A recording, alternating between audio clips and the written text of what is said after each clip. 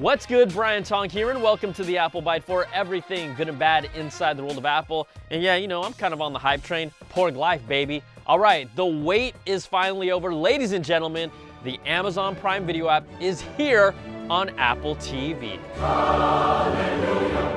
Hallelujah! Hallelujah! Now, it's probably the #1 thing Apple Byte Nation has been asking about right now. The tvOS version of the app supports 4K HDR. It will also support universal search, and Prime content will show up in Apple's TV app, unlike Netflix. You know, the one that's on Apple TV where you can watch TV shows and movies, but it's still called the TV app. Now, getting this in time for the holidays, come on, that deserves a good Apple. tvOS also received an update to 11.2, which brings new HDR and frame rate options, but still no Dolby Atmos, which is coming soon. And come on, how long should coming soon really mean? Because 3 months is not coming soon to me. Now, you can match the frame rate and the dynamic range of video content. This is great because it won't force non-HDR content to look blown up anymore. It also finally brings the long-awaited sports feature where you can pick your favorite teams and watch their games when they're happening in connected apps. Overall, I'm happy with these updates that makes the Apple TV feel almost, just almost complete 2.5 months later. All right, and more updates. The Flip was finally switched on for Apple Pay Cash in the United States after Apple released the iOS 11.2 update before without Apple Pay Cash over the weekend. And why weren't they released at the same time? Well, that's because iOS had another bug related to a crashing loop on iPhones when December the 2nd hit. So they pushed out iOS 11 too early to address that bug. Yeah.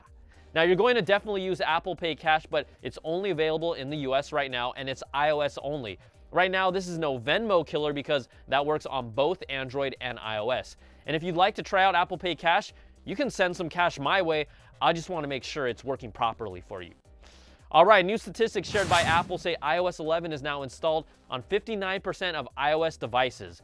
iOS 11 adoption has been slower than iOS 10, and it would honestly be less if users could revert back to iOS 10 easily on their earlier phones. But come on, iOS 11 has been the buggiest and least polished release we've ever seen from Apple, with bug after bug getting updates, week after week. It wasn't bad, it was just pathetic, going from the iBug. Then after that fix, there was the it and is bug. And then after that, the looping crash on December 2nd bug. Back to back to back.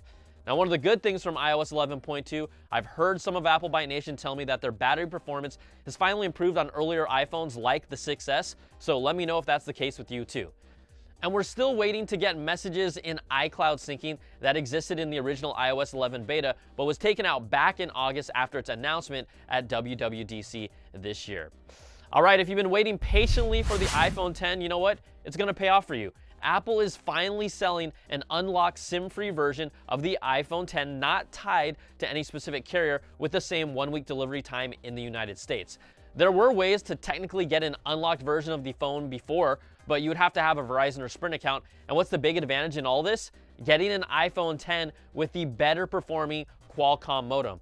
It's been tested and proven once again by Cellular Insights that the Qualcomm-based modem performs better than the Intel-based modem found in AT&T and T-Mobile versions of the phone.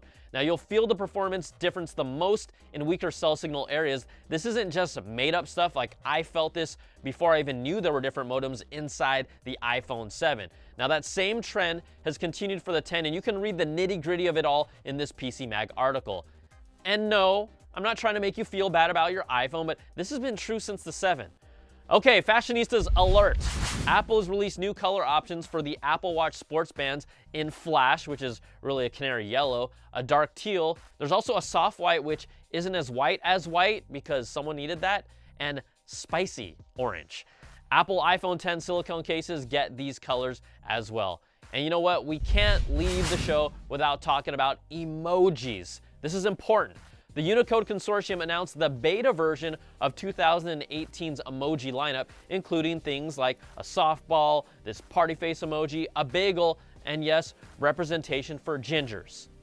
Okay, I'm sorry, redheads. We've got to be PC about everything these days. Users also might be given the option to change the direction of an emoji like the gun or train or runners, which can really change the context of what you're typing. And I'm sorry to tell you, the frowning poo-poo emoji has been removed from the list of 2018, along with these other crappy emoji faces. All right, before we go, we have an awesome giveaway and deal from our friends at Mophie. We're doing a giveaway for 2 Mophie wireless charging bases that work with the iPhone X 8M Plus. All you have to do is tell me, what did I think was the worst offense of the iPad ad in last week's show, and you'll get one of these 2 bad boys. And they're also hooking up Apple Byte Nation with a 15% off on their entire website, you know, except for these hot bad boys. Just use the code AppleByte, and it's good through December the 14th.